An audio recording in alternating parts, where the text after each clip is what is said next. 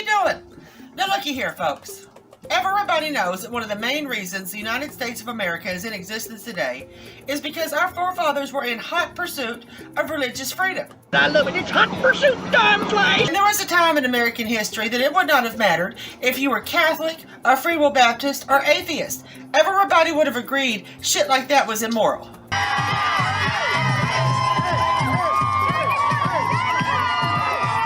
And I have often wondered, at what point in American history did it become so socially acceptable to be so immoral? Yeah, I'm talking about shit like that.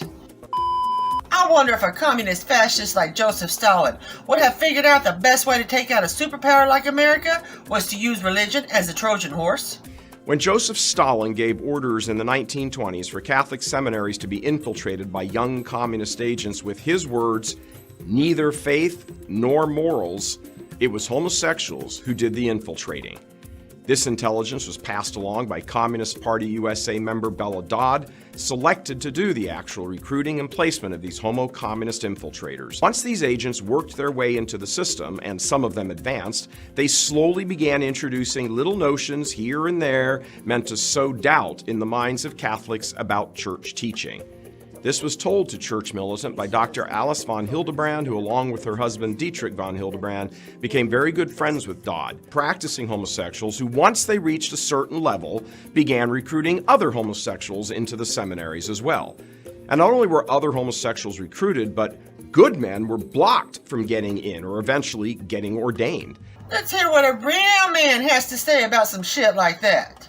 It is so important that we all understand that it's not only that men can be feminists, it's that men should be feminists as well. A decided shift in how the church approached poverty, for example, was one of those ideas introduced. In centuries gone by, religious orders were jammed to the rafters with people who wanted to give their life's work to helping the poor or teaching them or all of that kind of work, the corporal works of mercy. But suddenly, in the 1960s, at the same time the church's teaching was being replaced with revolutionary theological notions, a massive push in the area of so-called social justice exploded onto the scene, with many of the same professed goals as Marxist communism. Today, the so-called Catholic social justice movement is barely distinguishable, at least in principle, from the Communist Manifesto. I wonder if it's a coincidence that about the same time Marxist communism hit the Catholic Church, it also hit American colleges and universities. For the next roughly 20 years, these men increased in stature and influence, as well as planned for and recruited the next generation of young seminarians, many of them homosexual, who would take over once they had died. So the timeline plays out like this, roughly. For about 20 years, the 1920s and 30s, 1,100 homo-communist agents infiltrate the U.S. Catholic seminaries. The 1940s and 50s, some number of them, at varying rates, because this happened over the course of 20 years, gained strong footholds and positions of influence at various levels of leadership and begin affecting change in theological arenas as well as new approaches to the church's social teachings. In the 1960s and 70s, as they were in their 60s and 70s in their age, they ensured that the new crop of seminarians is very much like them, homosexual and social activists with an emphasis on socialism. You mean to tell me after some people got positions of power that they used that power to further their own interest instead of the greater good of everybody else? No. People are starting to connect dots that just 2 weeks ago they didn't even know existed. One of those dots is just how rampant homosexuality is in the priesthood, and not just confined to priests, like they would have you believe, the bishops, but bishops and cardinals, and how other cardinals and bishops have covered all of this up for decades. So let's take a look at how this Trojan horse is affecting America today, still, all these decades later. Brownsburg High School is out for the summer, but rising sophomore Aiden Susak is not taking a break from making sure he is called by the right name in class. I don't want Klug to be restored to that position. I wonder who Klug is and what he or she did that was so damn offensive. Former orchestra teacher John Klug speaking with RTV6's Stephanie Wade Tuesday. I feel the compelled speech of forcing a teacher to take a side on this very highly controversial topic is a violation of our First Amendment rights. He refused to follow a school policy requiring teachers to call transgender students by the name they prefer, not the one they're given at birth. So Mr. Klug is a band teacher that refused to get on this political wagon and start doing what these kids told him to do. Aside from feeling disrespected, Susek says Klug's actions are actually harmful. Oh, so he is pissed off that the students don't get to run the classroom, that the teacher gets to run the classroom. To get around the policy, Susek says his teacher used last names for all students. He started calling all of us by our last names. Like, it was one of those things where he was technically treating all of his students the same. So you got a little pissed off because your teacher was treating everybody equal and not treating you like you were the special thing that you are.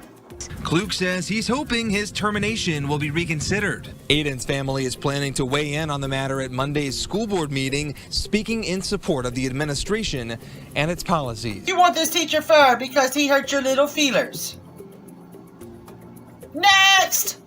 Anytime you have bullying behavior, you have to push back against the bullies. Otherwise, other people think it's okay to do the same thing. Okay, so what Mama said is if you don't agree with what I'm doing, then you're a bully and I have the right to get you fired and make sure that your life goes to shit. Because if you too refuse to play in my fairy tale world, I'm gonna take your ass out. I know he thinks he's doing the right thing, but he's not listening to the actual people that this affects. So if somebody refuses to live in your fairy tale make-believe world, it is harmful to your psyche? And it just feels incorrect. Bitches be crazy. Right in accord with Stalin's original plan a little less than 100 years ago.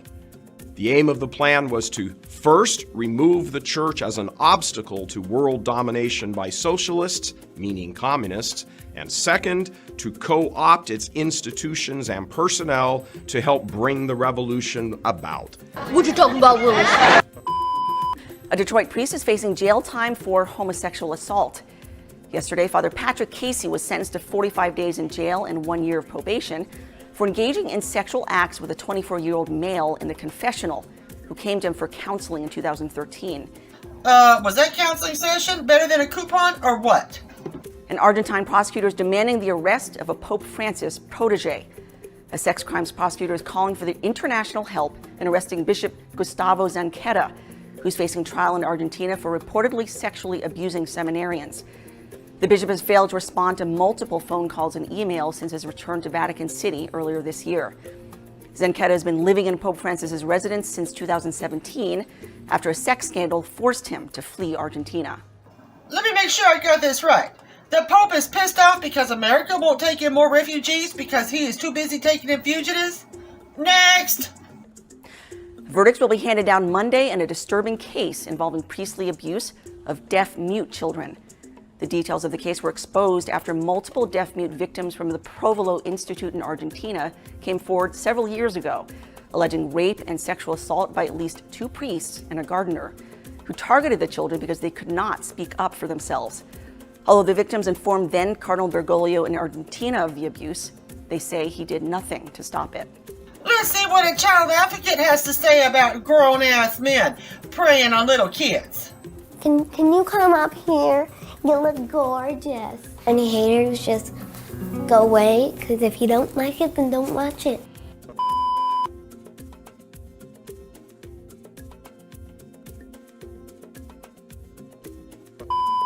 Here's like an actual customer out here. What's the best kind of firework to buy? Wouldn't you like to know, weather boy?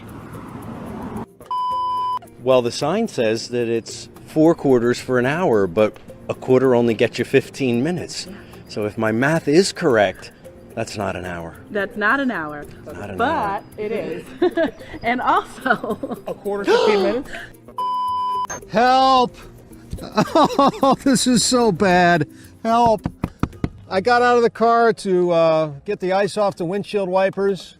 The keys are sitting in the ignition right there.